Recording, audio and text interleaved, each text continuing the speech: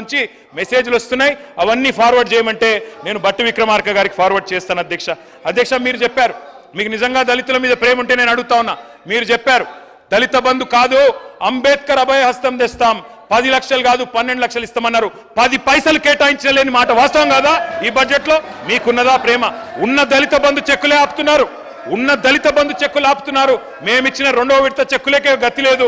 ఇవాళ వారు మాట్లాడితే ఎట్లా?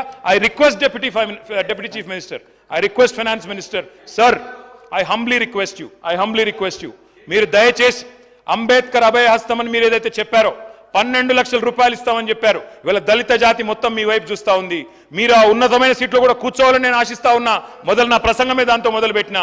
అందుకే నేను అంటా ఉన్నా, బట్టి విక్రమార్కన్నా దయచేసి మీరు 10 లక్షలు కాదు 12 లక్షలు ఇస్తామన్న మాట నిలుపుకోండి, రీఅప్రోప్రియేట్ చేయండి. అవసరమైతే వేరే కాడ కోతలు పెట్టండి.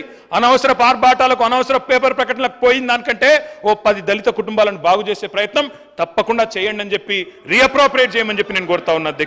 అధ్యక్ష ఐ రిప్రజెంట్ సిరిసిల్ల.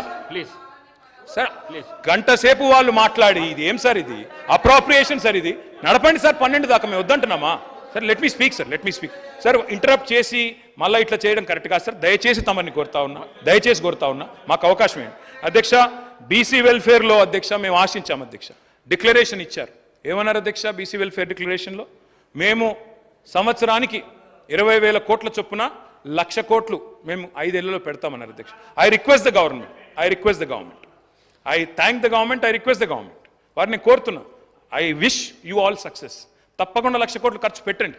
ఈ సంవత్సరం మీరు కేవలం అందులో మీరు చెప్పిన దానిలో 50% కూడా పెట్టలేదు బడ్జెట్లో బీసీ వెల్ఫేర్కి. దయచేసి రీఅప్రోప్రియేట్ చేయండి. జనాభాలో 50% ఉన్న బలహీన వర్గాలకు మీరు ఇచ్చిన మాట ప్రకారం నేనేం విమర్శ చేయడం లేదు, దయచేసి నిలుపుకోండి. మా ప్రభాకర్ గారు నిన్న, అదేవిధంగా మా శ్రీధర్ బాబు గారు, మా ఉమ్మడి కరీంనగర్ జిల్లా మంత్రుల అధ్యక్ష, వారిని నిన్న కలిసిన నేను, వారు నన్ను పిలిచారు, వారే అడిగినారు మరి సిరిసిల్లలో ఏం చేద్దాం అని అడిగారు అధ్యక్ష. నేను వారిని కోరుతా ఉన్నా అధ్యక్ష, నేనేదో రాజకీయ ప్రసంగం చేయడానికి రాలేదు అధ్యక్ష. ఇక్కడ నేను వారికి లిస్టు కూడా పంపుతా ఉన్నా. ఈరోజు సిరిసిల్లలో ఇప్పటి వరకు అధ్యక్ష మొత్తం రాష్ట్రంలో, సిరిసిల్లలో కాకుండా రాష్ట్రంలో ఇప్పటి వరకు ఈ ప్రభుత్వం వచ్చిన తర్వాత 14 మంది నేత కార్మికులు ఆత్మహత్యలు చేసుకున్నారు. నేను మనస్ఫూర్తిగా వేడుకుంటున్న ప్రభుత్వాన్ని, దయచేసి రిక్వెస్ట్ చేస్తూ ఉన్నా, వారిని కోరుతా ఉన్నా, కునారిల్లిన కుల వృత్తులకు జవసత్వాలు నింపే ప్రయత్నం మేము చేసినాం, మా శాయశక్తిలో చేసినాం. మేము బాగా చేయకపోతే ఇక్కడ పంపిణీ కావచ్చు. కాబట్టి నేనేమంటున్నా అంటే, దయచేసి మంచి కార్యక్రమాలకు మంగళం పాడకండి, మంచి పనులు ఏమైనా ఉంటే కొనసాగించండి. వాటిని దయచేసి కేవలం మీ నియోజకవర్గమనో మీరు తెచ్చిన పథకమనో వాటిని పక్కకు పెట్టకండి. ఇవాళ సాంచాల సప్పులు బంద్ అయ్యే పరిస్థితి వచ్చింది. మగ్గం మీద మళ్ళొక్కసారి మరణ మృదంగం మోదే పరిస్థితి మళ్ళీ వచ్చింది. 14 మంది నేను లిస్టు పంపుతాను సార్, దయచేసి చూడాలని చెప్పి నేను వారిని కోరుతా ఉన్నా. పేర్లు, వివరాలు మొత్తం జిల్లాల వారిగా నేను పంపిస్తాను. అధ్యక్ష ఆర్డర్లు ఆపేసినారు, బతుకమ్మ చీరల ఆర్డర్లు. పాత పథకాలు చేనేత మిత్ర, నేతన్నకు చేయుత ఈ బడ్జెట్లో కేటాయింపులు లేవు. థ్రిఫ్ట్ పథకం కూడా ఎత్తేసినట్టున్నారు. మా మీద ఏమన్నా ఇబ్బంది ఉంటే, మా మీద మేము తెచ్చిన పథకాల మీద కోపం ఉంటే తప్పకుండా దాన్ని విషయంలో మా మీద విమర్శ చేస్తే పర్లేదు, కానీ దయచేసి నేను వారిని కోరుతా ఉన్నా. అలిశెట్టి ప్రభాకర్ గారని మా జగిత్యాల అధ్యక్ష, వారు ఒక మాట అన్నారు, బతుకుదారులు దారాలు తెగిపోయినాయి, ముగ్గులు మగ్గాలు మూగబోయినాయి, ఇల్లిళ్ళు దాటి సిరిసిల్ల దాటి తొందరగా వెళ్ళిపోవే తల్లి దసరా అని ఆనాడు మాట్లాడినారు అధ్యక్ష. నేను వారిని కోరుతా ఉన్నా, ఈ నేతన్నలు ఎవరైతే ఉన్నారో అధ్యక్ష, మేము ఏం చేసినామని వారు అడుగుతున్నారు అధ్యక్ష. ఇది ఆనాడు మా ప్రభుత్వంలో అధ్యక్ష, ఎందుకంటే మన ప్రాంతం నుంచి, మన రాష్ట్రం నుంచి చాలా వలసలు ఉండేది, షోలాపూర్కి, భివాండికి, సూరత్కి. ఆనాడు మా ప్రభుత్వంలో ఒక ఎఫర్ట్ పెట్టాం. గౌరవనీయులు ఆనాటి ముఖ్యమంత్రి కేసీఆర్ గారు సూరత్కి వలసపోయిన కార్మికులను పిలిపించుకొని వారితో పాటు భోజనం చేసి ఓ రోజు దాదాపు 4-5 గంటలు గడిపి వారందరికీ అభయహస్తం ఇచ్చి వారు పిలిచి ఆనాడు వరంగల్లో వారి కోసం ఒక ప్రత్యేకంగా పార్కు పెడితే, ఇది ఈనాడు పేపర్లో వచ్చిన వార్త.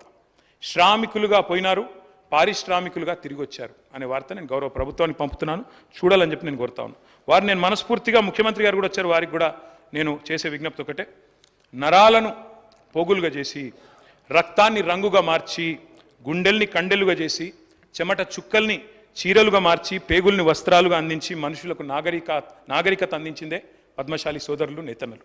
వారిని దయచేసి, నా మీద వ్యక్తిగతంగా ముఖ్యమంత్రి గారు మీకేమైనా ఇబ్బంది ఉంటే నన్ను అనండి, పడతాను. కానీ సిరిసిల్ల నేతన్నలను, వారి ఉత్పత్తులను దయచేసి నా విజ్ఞప్తి మీతో, బతుకమ్మ చీరలు ఇష్టం లేతే ఆ పేరు ఇష్టం లేకపోతే పేరు మార్చుకోండి, దయచేసి తమరితో రిక్వెస్ట్. మీ మీద నేను కోరేది, బతుకమ్మ అనే పేరు ఇష్టం లేకపోతే. గౌరవ సిరిసిల్ల శాసనసభ్యుడు మాజీ మంత్రి గారు కోరుతాను, చేనేత కార్మికులకు సంబంధించి నేను కానీ మా శ్రీధర్ బాబు గారైనా జిల్లాకు సంబంధించి నేను కానీ మా శ్రీధర్ బాబు గారు ఆ జిల్లాకు మంత్రులంగా ఎప్పుడు కూడా